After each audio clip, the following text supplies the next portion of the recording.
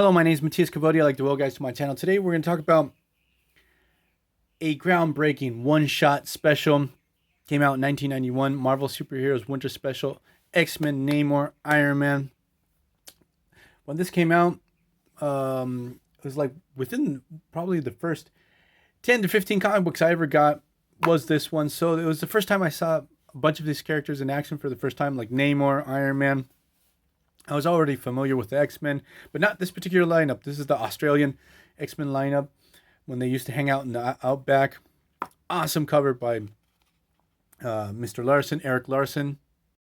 We get the introduction of this really awesome character that's not even on the cover. It's like a special surprise on the inside. So let's get into the three stories. And also on the back side of this cover, we have the Wolverine LJN game. I remember having this game. It wasn't like, because most LJN licensed games were really terrible. This one was okay. I remember being able to beat it pretty fast, though. Sabretooth was the final boss. You had to throw him off a cliff.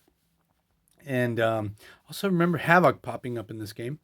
So the first story, we have Abomination. He's working on a Sentinel. This was actually the first time I saw a Sentinel in the story, Abomination 2. So I had no idea that that they mass-produced Sentinels, and there were a bunch of them.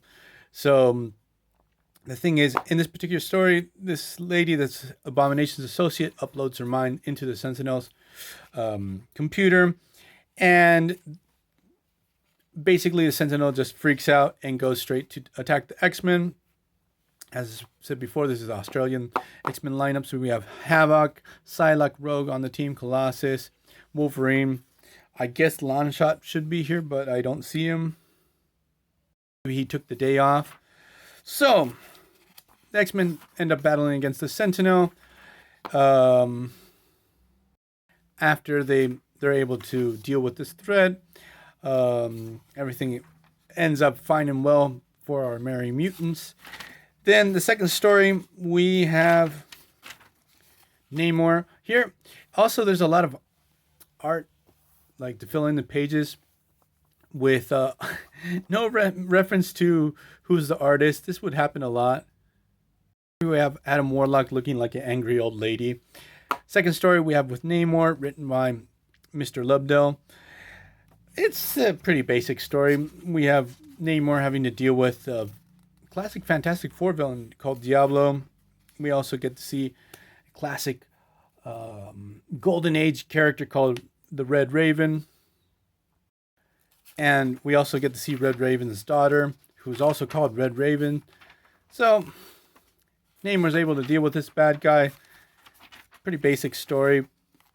Back when I remember reading this, I thought Namor was pretty cool, even though his costume design was pretty basic. But now we reach to the story that I wanted to talk about.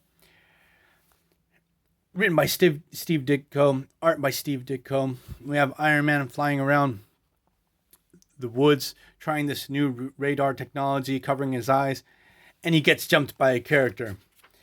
And we get the introduction of one of Marvel's most important characters ever, Squirrel Girl. And just look at that face. It's freaking nightmare fuel. What the hell went through Steve Ditko's mind when he designed this character? I don't know. But basically, she's written to be pretty insufferable. She wants to be Iron Man's sidekick. Tries to show off her traits. She explains that she's actually very possibly a mutant. Tony Stark wants nothing to do with this oddball character. And of course, it's the 90s. She's got to have a claw. So she has all the squirrel capabilities. She got the claws. She also can talk to squirrels. This is just really bending Iron Man out of shape. Again, look at Squirrel Girl's design. It looks terrible. It looks like a cross between an Ewok and a 1980s library clerk. So the thing is, Squirrel Girl tells Iron Man, yeah, I was trying to be a superhero and I had tussled with this dude with a green and gray type of costume armor and stuff like that. And obviously what she did is piss off Doctor Doom. Doctor Doom blindsides Iron Man, blasts him because it's of Squirrel Girl's fault. Captures both of these characters. Squirrel Girl actually using her ability to talk to squirrels defeats Doctor Doom incredibly. I imagine Doctor Doom had to do therapy after what this happened, having been defeated by a horde of squirrels. Doctor Doom runs for his life. We're talking about Doctor Doom that became a god during Hickman's Secret Wars. Makes a run for it. He's been virtually god on a couple of occasions, but Squirrel Girl puts him on the run. Ends the story. Seemingly, they teased that Doctor Doom dies because of Monkey Joe, because also, obviously we get the introduction of Monkey Joe. And oh my God, this look at this horror. Like, I wonder if he was going for a horror angle when he was designing this character. Iron Man gives Squirrel Girl a big thumbs up, says, hey, you're a hero. You don't need to be a sidekick to no one. You can do it on your own. And that's the end of the story. More art where we have no reference of who's the artist. This one with Doctor Strange is pretty awesome.